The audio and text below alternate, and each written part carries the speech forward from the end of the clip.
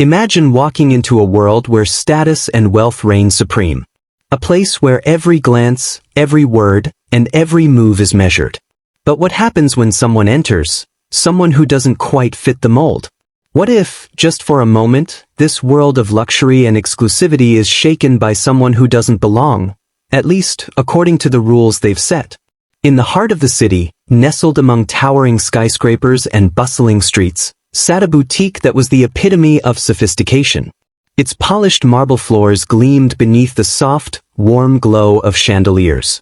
Rows upon rows of designer labels, couture, luxury, perfection, all presented with a level of precision only the richest could afford. This wasn't just a store. No, this was a sanctuary for the elite, a place where only the truly deserving were allowed to step foot. But behind this veil of glittering opulence, there was someone even more important than the clothes, the displays, and the exclusive clientele. Someone who ruled this kingdom with an iron fist, the boutique manager. A woman in her late 40s, with a sharp gaze that could cut through anyone she deemed unworthy. Her posture was rigid, her demeanor cold, and her eyes? They missed nothing. She ran this store like it was her personal empire, and in her world, appearances were everything. Her judgment was final. No one entered these doors without passing her scrutiny.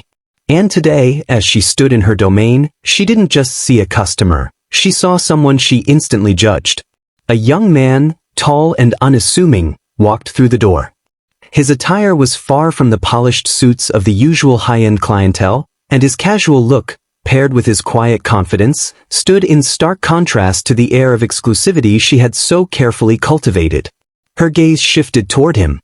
It was cold, dismissive, and filled with silent contempt. She muttered under her breath, barely audible, "This isn't a mall. Who does he think he is?" And just like that, in the blink of an eye, she had made up her mind. But little did she know, her quick judgment would set in motion a series of events she could never have predicted. Could her arrogance cost her everything?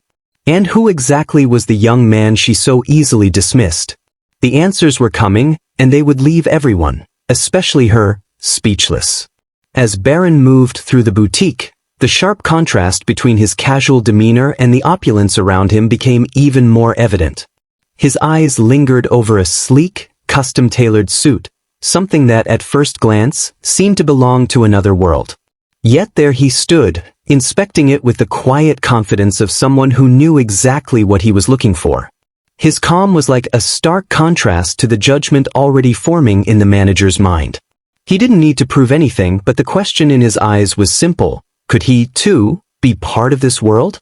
"Can I help you with something?" the manager asked, her voice dripping with an unspoken superiority. Her eyes never strayed far from his appearance. His well-worn jeans, the simplicity of his shirt, the lack of any obvious designer brand. To her, he was nothing more than a blip in a world meant for the truly wealthy and powerful. But Barron simply nodded, maintaining his composure. "I'm interested in this suit," he replied, pointing to the elegant piece that caught his eye. "Could I try it on?" The manager's lips curled into a smug smile. She didn't bother to hide her disdain. "That suit is worth more than your entire outfit," she said, her words like a slap to the face. "Are you sure you belong here? You might want to try somewhere more affordable." Her gaze raked over him once more, dismissing him like an unwanted guest at a party. Barron stood still for a moment. His face remained neutral, but something shifted in his eyes. The slight was so clear, so sharp, that anyone could see it, yet he didn't let it show. He simply nodded again, almost as if to acknowledge the absurdity of the situation, before turning to leave the boutique. The silence in his departure hung in the air like a weight, but it was the manager's last words that cut through it all. "Just another poser trying to look rich?" The words stung, but Barron didn't flinch. He kept walking, his steps steady, his back straight. It wasn't the insult that mattered. It was what came next. As he stepped out into the world beyond those golden doors, the manager's snide remark still echoed in his mind.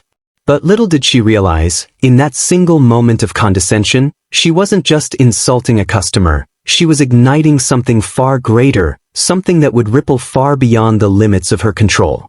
The seeds had been planted, and the storm was about to come. But who was Baron Trump, really?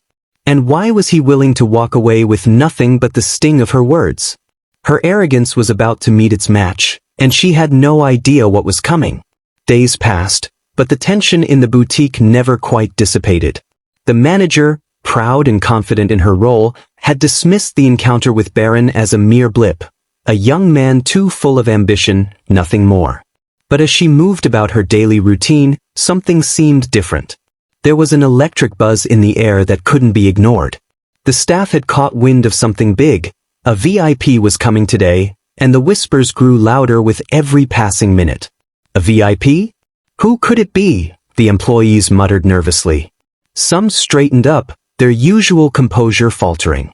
No one knew exactly who this VIP was, but the gravity of the situation was unmistakable. People in this world didn't come to a boutique like this without being someone. Someone important, someone with influence. The air of anticipation was palpable, but none of them knew just how monumental this day would be. Then, without warning, the door opened. And there he was. Baron Trump. The same young man who had been so easily dismissed days earlier, but now, he walked in as if the world itself had shifted beneath his feet. Gone were the casual clothes, replaced with a meticulously tailored suit that hugged his frame perfectly. His presence was commanding, yet effortlessly calm. He wasn't alone. Flanking him on either side were two discreet but undeniably imposing security guards, figures who clearly weren't there just for show. The manager, who had been standing behind the counter, barely managing a forced smile for the customers, froze. Her eyes widened. Her breath caught in her throat. Recognition hit her like a freight train. She tried to swallow it, to hold onto her haughty posture, but it was impossible. This wasn't just any customer. This was Baron Trump, the heir to a legacy of wealth, power, and influence. She stood there in complete silence, her arrogance slowly crumbling. Her perfect little world, built on the notion of who belonged and who didn't, was falling apart before her eyes. Baron's calm smile seemed to taunt her, and with a quiet, measured tone, he spoke. "I believe we've met before," Barron said, the hint of a smile playing on his lips. "I came back to see if your store lives up to its reputation." The words were simple, but they carried an undeniable weight. Barron wasn't just a wealthy young man with connections, he was someone who had been treated like an outsider, someone who had walked away despite the insults and the judgments. And now, with his presence, he was forcing her to confront the consequences of her actions. This wasn't just about a suit anymore. This was about respect, humility, and the truth that even the most polished, exclusive boutiques could be brought to their knees by the simple force of character. The manager stood motionless, her mind racing. The once immovable walls of her arrogance were now crumbling, piece by piece. This was no ordinary customer. This was a man who had the power to reshape everything. And she had no idea how to respond. The tension in the boutique hung thick in the air, each second stretching longer than the last. The manager, who had once ruled this world of wealth and exclusivity with an iron grip, now found herself trapped by her own arrogance. Her face flushed with embarrassment as she fumbled for words, her usual poised demeanor slipping away. She stammered, I'm so sorry. I didn't know. I didn't recognize you." Her voice trailed off, the apology feeling hollow against the weight of her earlier actions. Barron didn't react. He simply stood there, calm and composed, his presence commanding the room without needing to raise his voice. He turned to the manager, his eyes never leaving hers, and quietly spoke. "I would like to speak to the owner of this boutique." The words were direct, not demanding, but carrying a quiet authority that made the room hold its breath. The manager froze, her already shaky confidence crumbling further. She knew, deep down, this was more than just a matter of a simple mistake. It was a matter of reputation. Moments later, the boutique owner appeared, stepping into the scene with a calm yet unmistakable presence. The owner, a person accustomed to handling high-profile clients and ensuring that the finest standards of luxury were upheld, immediately took note of Barron. "Mr. Trump?" The owner greeted him warmly as though they were old friends. "It's a pleasure to see you again." The warmth in the owner's voice contrasted sharply with the manager's cold reception, and Barron, with a gentle smile, began recounting the events of his earlier visit. The owner listened intently, not interrupting. When Barron finished, the boutique owner turned to the manager, a sharp edge to their voice.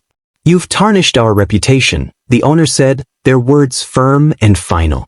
"This boutique is not just about clothing, it's about the experience we offer.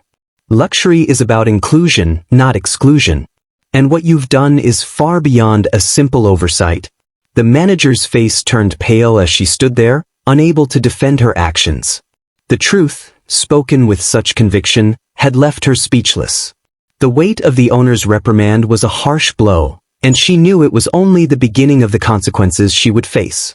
But Barron, with his quiet wisdom and steady gaze, was not there to gloat or rub salt in the wound. Instead, he calmly addressed the manager, his voice steady and compassionate. "What defines a person isn't what they wear," he said, his words carrying a quiet but powerful truth. "It's how they treat others. Everyone deserves respect, no matter who they are or where they come from." The simplicity of Barron's statement hung in the air, profound in its clarity. His words were not just a lesson for the manager, but a reminder for everyone present. Luxury and wealth could never replace the true value of kindness and respect. In that moment, Barron didn't just expose the flaws in the boutique's culture, he offered a lesson in humanity, one that would resonate far beyond the walls of this high-end boutique. The manager stood there, humbled. Her arrogance, once so apparent, was gone. And as she looked at Barron, this young man who had shown so much grace, she understood, perhaps for the first time, the true meaning of luxury. The room was still, the air thick with the weight of what had just transpired. The boutique manager, once so confident in her place at the top, now stood before Barron with a look of profound regret. Her hands trembled slightly as she took a step toward him, her usual poise and arrogance nowhere to be found. This wasn't the haughty woman who had belittled him just days before. No, this was a woman facing the consequences of her actions, realizing the gravity of the insult she had delivered to someone she had so wrongly judged. Her voice, when it came, was quiet, almost shaky. I'm truly sorry for how I treated you," she began, her words dripping with sincerity. "I didn't realize who you were, and for that, I deeply regret my actions. You didn't deserve that, and I should have treated you with the respect every customer deserves." The apology wasn't just a formality, it came from a place of genuine remorse. It was clear that her arrogance had been replaced by a humbling awareness of her own flaws. Barron looked at her, his expression still calm, but something in his eyes softened. He had not come to gloat or to tear her down. He had come to remind her of the values that truly mattered. And as he listened to her apology, he realized that sometimes, the most valuable thing a person can offer is a second chance. But what would the manager do with it? Would she simply say the words and move on, or would she truly change?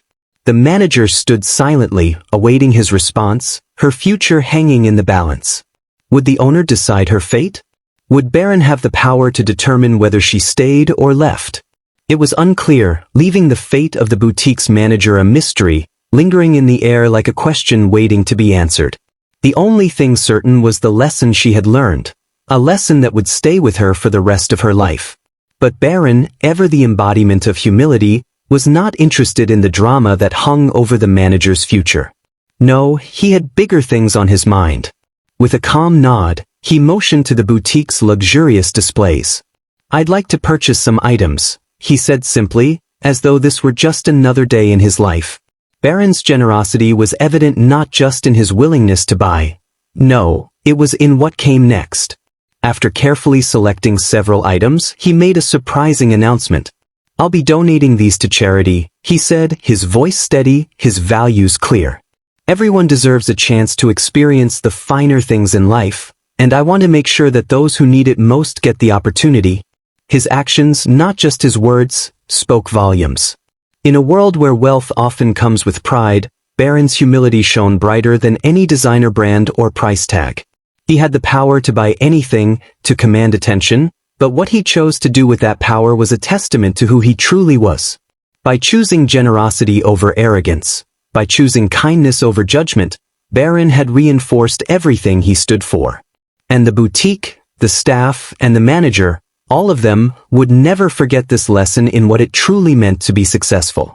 Whether the manager would keep her job or not was left to the unknown, but one thing was for certain: she would never forget the humbling experience she'd just undergone.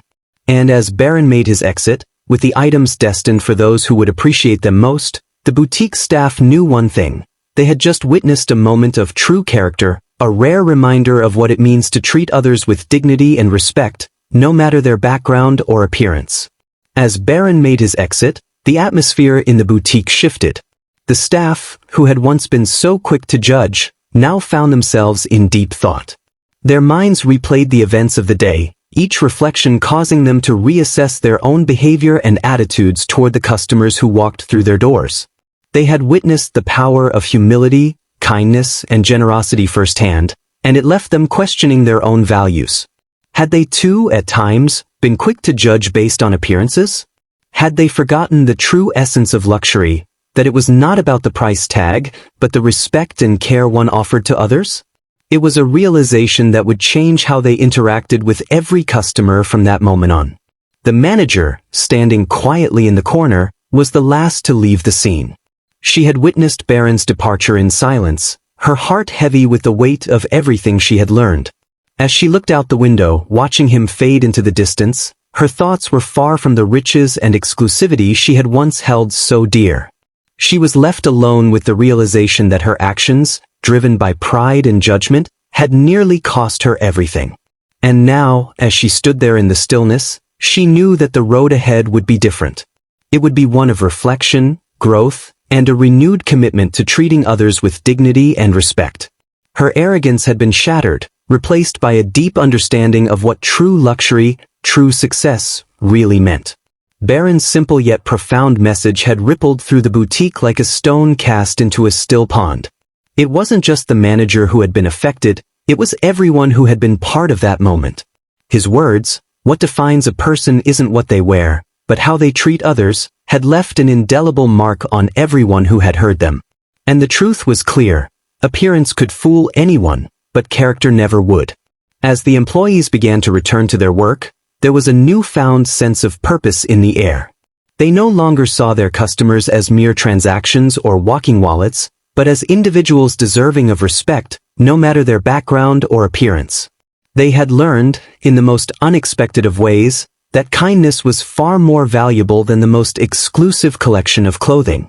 The manager, though humbled, had learned the greatest lesson of all: that success wasn't just about making the sale, it was about creating an experience, building relationships, and treating everyone with the same level of respect. No one was above or below that standard.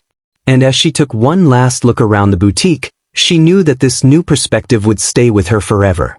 This story, in its simplicity, had taught a powerful truth.